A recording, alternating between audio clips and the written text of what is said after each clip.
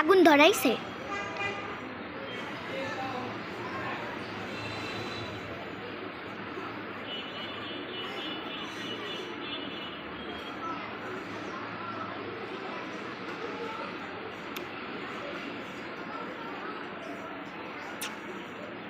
এখানে ডিজেল দেওয়া হয়েছে, ডিজেলের উপরে আগে পানি দিয়েছি আমরা, তো পানি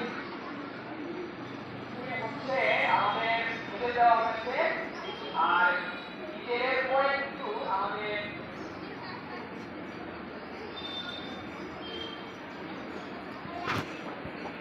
ওইটাকে ভালো করে ধরতে দিতে হবে।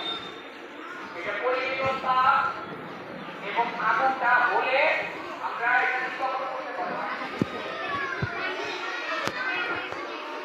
এখানে পানি দেওয়া হয়েছে, পানির উপরে ডিজেল দেওয়া হয়েছে আমাদের এই আগুনটা তৈরি করার জন্য।